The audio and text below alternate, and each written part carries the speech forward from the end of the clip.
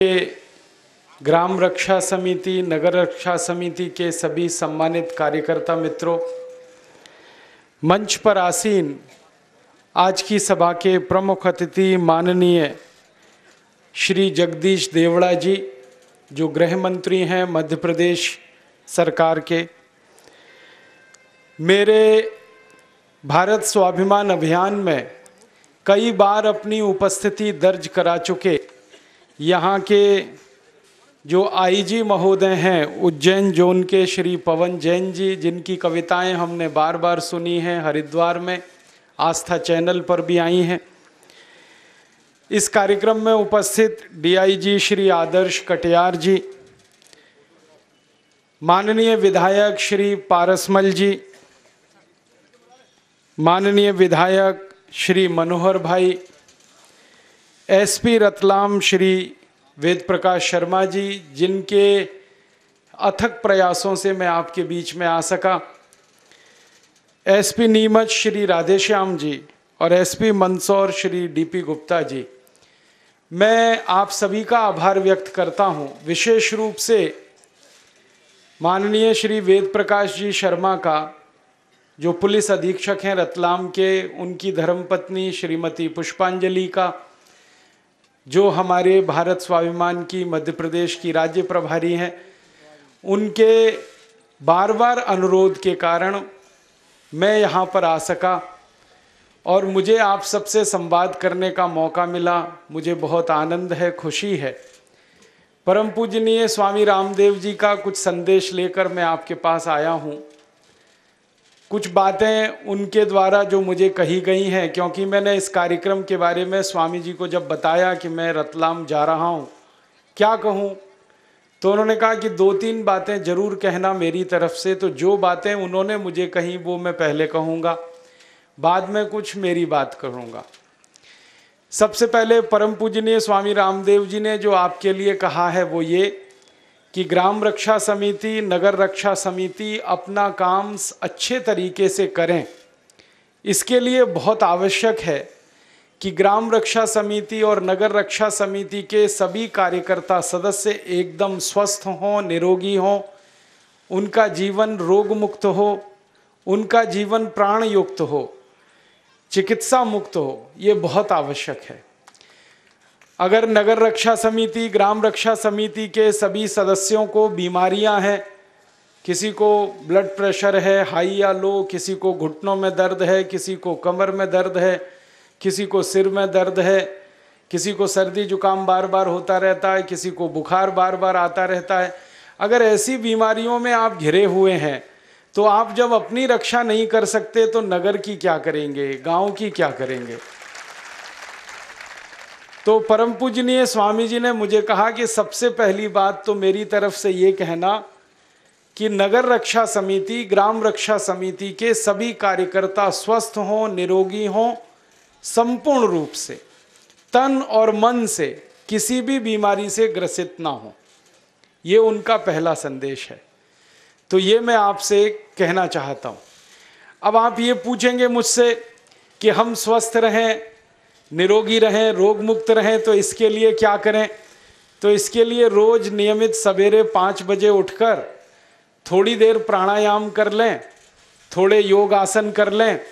प्राणायाम और योग आसन आपको निःशुल्क रूप में सिखाया जा सकता है, कोई बड़ी बात नहीं है।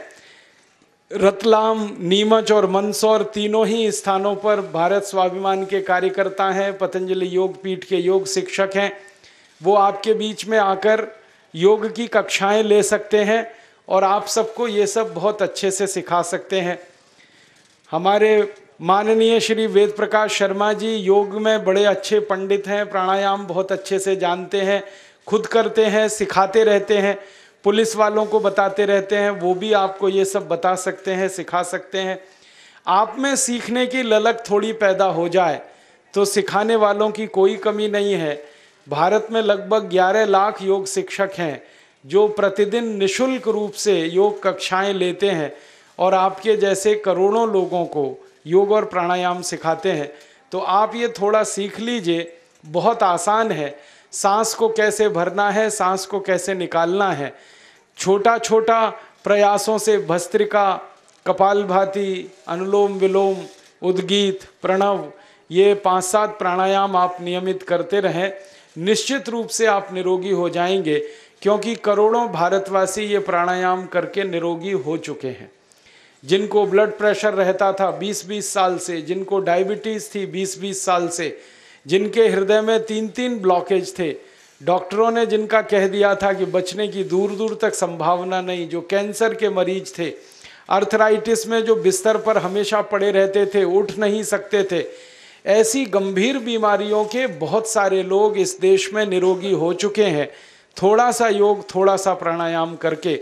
तो परम पूजनीय स्वामी जी का पहला आपके लिए संदेश है कि आप नियमित रूप से थोड़ा योग करें, थोड़ा प्राणायाम करें, स्वस्थ बने, और आप स्वस्थ होंगे तो आपका परिवार भी स्वस्थ होगा। स्वस्थ परिवार सुखी परिवार होता है, और जो आदमी सुखी होता है वो दूसरों को सुख दे सकता है। दुखी आदमी कभी भी किसी को सुख नहीं दे सकता। तो आप सब ग्राम रक्षा समिति, नगर रक्षा समिति के सदस्य सुखी बने, क्योंकि भारतीय संस्कृति का मूल ही है सर्वे भवन्तु सुखिनः, सर्वे सन्तु निरामया, सर्वे भद्राणि पश्यन्तु, माँ कश्चित् दुख भाग भवेत्। हम सब सुखी बने, ये तभी संभव है जब निरोगी होंगे, और निरोगी होने के लिए बहुत आसान तरीका है। सुबह थोड़ा आधा घंटे 45 मिनट, अगर हो सके तो 1 घंटे का प्राणायाम और योग। अगर आपके घरों में टेलीविज़न की व्यवस्था है और केबल कनेक्शन अगर आपके पास है, तो आस्था चैनल पर परम पूजनीय स्वामी जी खुद सुबह 5 बजे से 7:30 बजे तक हर दिन बिना किसी रुकावट के ये योग और प्राणायाम सिखाते हैं। वो आप आस्था चैनल खोलकर कभी भी बैठ के देख सकते हैं, चैनल पर देखकर, टीवी पर देखकर सुन सकते हैं, और हमारे योग शिक्षकों से सीख सकते हैं। दूसरा संदेश परम पूजनीय स्वामी जी ने जो दिया है आप सभी के लिए, वो ये कि नगर रक्षा समिति, ग्राम रक्षा समिति के सभी कार्यकर्ता पूरी तरह से व्यसन मुक्त हों, उनके जीवन में कोई व्यसन ना हो। बीड़ी ना पिएं, सिगरेट ना पिएं, गुटखा ना खाएं, शराब ना पिएं, अफीम का कश न लगाएं, मारीजुआना का कश न लगाएं, किसी भी तरह का कोई व्यसन ना करें। स्वामी जी ने ये दूसरा संदेश दिया है। उनका ये कहना है कि अगर आप व्यसन में फंसेंगे तो आप समाज में कोई आदर्श प्रस्तुत नहीं कर सकेंगे, और अगर आप समाज में आदर्श प्रस्तुत नहीं कर सकते तो कोई आपकी बात सुनेगा नहीं, मानेगा नहीं। और अगर समाज का व्यक्ति आपकी बात सुनेगा नहीं, मानेगा नहीं, तो आपकी बातों का वजन नहीं होगा, और आप जो करना चाहते हैं वो काम नहीं होगा आपसे। इसलिए आपसे स्वामी जी ने कहा है कि आप पूरी तरह से व्यसन मुक्त हों। शराब ना पिएं, गुटखा ना खाएं, बीड़ी सिगरेट ना पिएं, तंबाकू ना खाएं, किसी तरह की कोई जहरीली दवाओं का कश ना लेना शुरू करें, और अगर ले रहे हैं या ऐसा कोई व्यसन कर रहे हैं तो जल्दी से जल्दी इस व्यसन से आप मुक्त हो जाएं। ये बहुत आवश्यक है आपके लिए।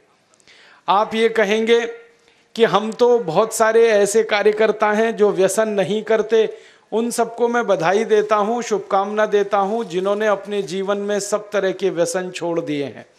लेकिन जो छोड़ नहीं पाए हैं उनके लिए ईश्वर से प्रार्थना करता हूँ कि जल्दी से उनके मन को इतनी शक्ति मिले कि वो इस व्यसन को छोड़ सकें। मैं एक छोटी सी दवा आपको जरूर बता सकता हूँ। अगर आप में से कोई लोग ऐसे हों जो ये कहें कि हम व्यसन छोड़ना चाहते हैं, छूटता नहीं है। बहुत लोग मुझे ये कहते हैं कि बार बार हमें मालूम है कि ये गुटखा खाना अच्छा नहीं है, लेकिन तलब उठ जाती है, क्या करें। बार बार लगता है कि ये बीड़ी सिगरेट पीना अच्छा नहीं है, लेकिन तलब हो जाती है, तो क्या करें। हमें मालूम है कि शराब पीना अच्छा नहीं है, लेकिन तलब आ जाती है, तो क्या करें। तो आपको बीड़ी सिगरेट की तलब ना आए, गुटखा खाने की तलब ना लगे, तंबाकू खाने की तलब